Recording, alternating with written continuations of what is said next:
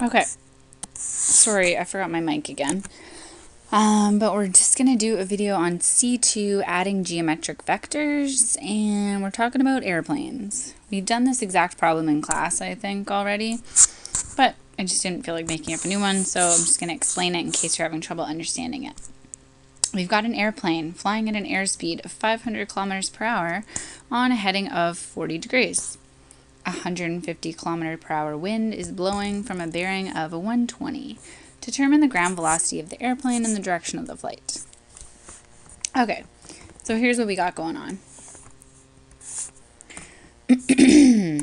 We've got an airplane on a bearing of 40 degrees, flying 500 kilometers per hour. And then we've got wind of 150 kilometers per hour blowing from a bearing of 120. And it's blowing from a bearing of 120. So a bearing of 120 is going to be like here, and it's heading in that direction. 120, 150 kilometers per hour. So we want to add these two vectors together to figure out what our ground velocity of the airplane is going to be. So we've got two choices. We can place them head to tail and add them using cosine law, or we can break each vector up into components. So I'm going to show you each way in this video. So let's start with the cosine law. Okay, so I want to place... So I usually like doing it like this. So if I'm going to the airplane on a bearing of 40 degrees,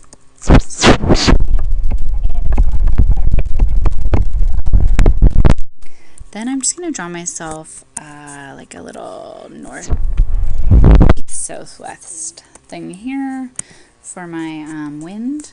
And my wind is coming from here at a bearing of 120. So I'm just going to move my vector here, and it's going 150 kilometers per hour. And I know this entire thing is 120 degrees, which I know is made up of a 90 degree angle in here and then a 30 degree angle in here. So knowing what I know about opposite angles being equal, the angle opposite to the 30 degree angle is right here. So I know this would be 30 degrees. Also, I know since this line here and here are parallel, then I know that using my Z pattern, alternate angles are equal. So if this is 40 here, then this would be 40 degrees here, and 90, then I know this would be 50. So my angle in here is going to be 80 degrees altogether. So then my resultant vector, which I'll draw in purple, is going to go from my starting position here to my ending position here. So this is my resultant vector here. So the plane was heading this way.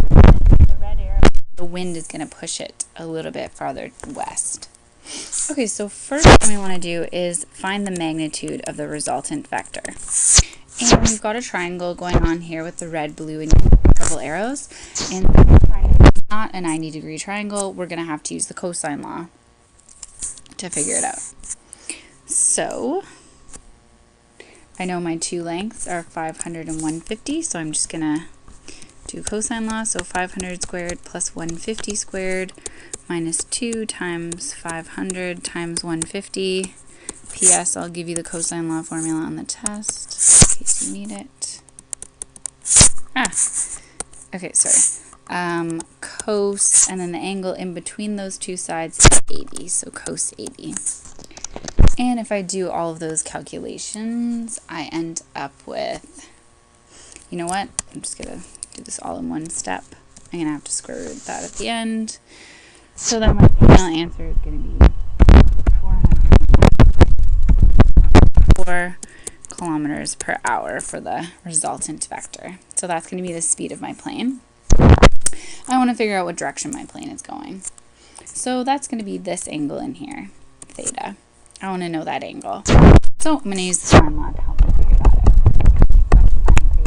Over the one opposite is 150. And then I pick another angle that I know, which is 80 degrees. So sine 80 degrees over the side that's opposite 80, which is the resultant. So that's 496.4. And then I'm just going to multiply both sides by 150 and take my inverse sine. So doing all those calculations gives me an angle of about 83 degrees. So now I know this angle in here is 83. Okay, so if I wanted to say how fast this airplane's going, so the velocity in the direction of the flight is 496.4 kilometers per hour, and I want to give it direction. So the angle I got was 83. So that's this angle here.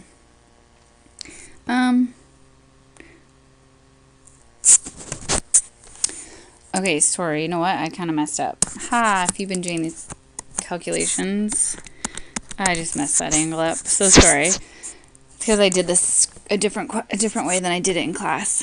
Sorry. Okay, so everything was right. It's just I didn't calculate this right. I actually just copied my answer from class, but I've drawn the diagram differently. So if I actually do this calculation correctly, which I'm doing right now, so sine 80 divided by 496.4 times 150, inverse sine gives me 17.3, so 17 degrees.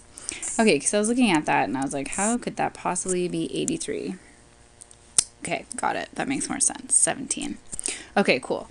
So now I know if my angle right here is 40, from like here to here is 40, and I know this little purple part is 17, if I just wanted to find the angle that I've shaded here, I could subtract those. So I could do 40 degrees minus 17 degrees would give me 23 degrees.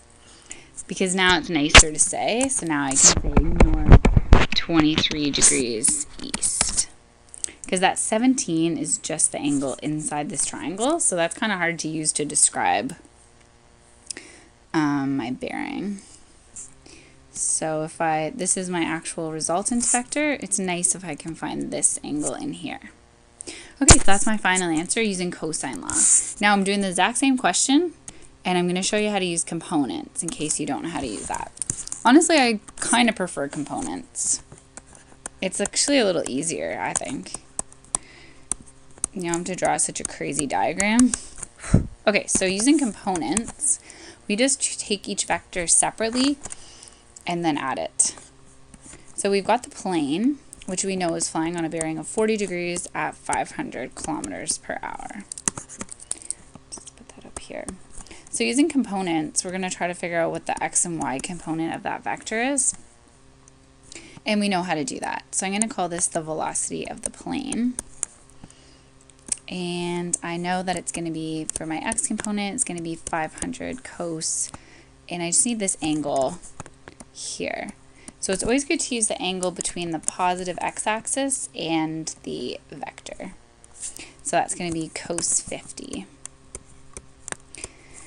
And then my y component is going to be 500 sine 50. So if I want an actual number for those, which I guess I do, then 500 cos 50 is going to give me 321.39. And 500 times sine 50 is going to give me 383.02. Okay, then I'm going to take my wind. So I'll just draw a vector. I know I've got a wind coming from 120. Okay, so I'm going to draw that up here like I showed you on the last one. So it was like here, so I knew that was 120. So this angle here was 30, which means this angle is 30 and this angle is 60. Okay, so I'm going to use this blue part here because I want to. So the velocity of my wind is going to be My wind speed is 150 kilometers per hour.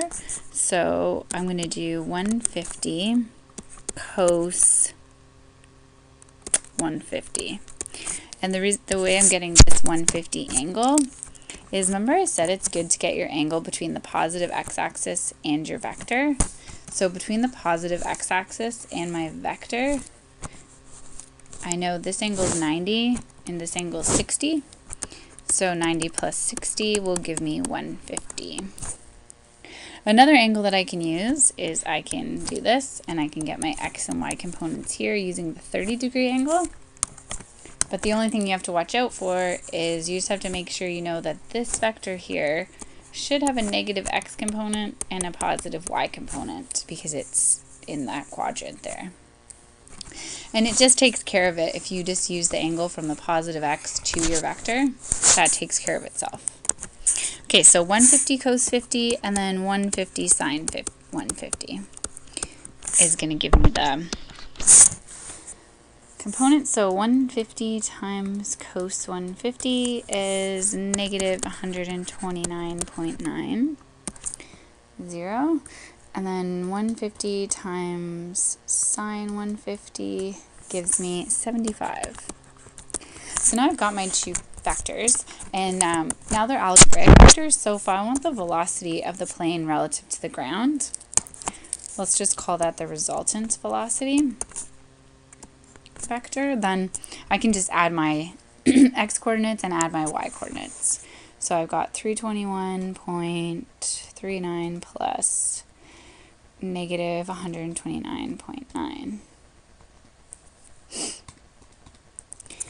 Okay, that gives me 191.49.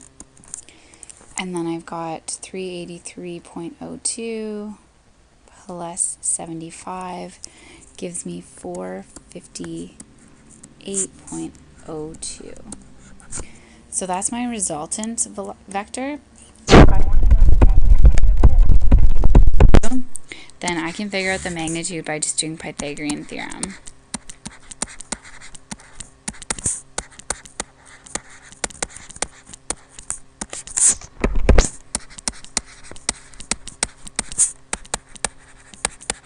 And if you notice, I get the exact same velocity.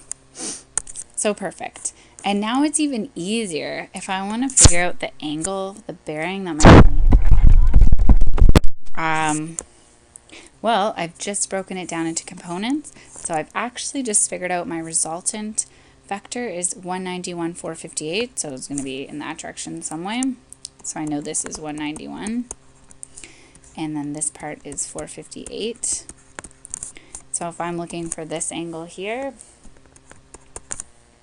I can just do the inverse tan of opposite over adjacent, which is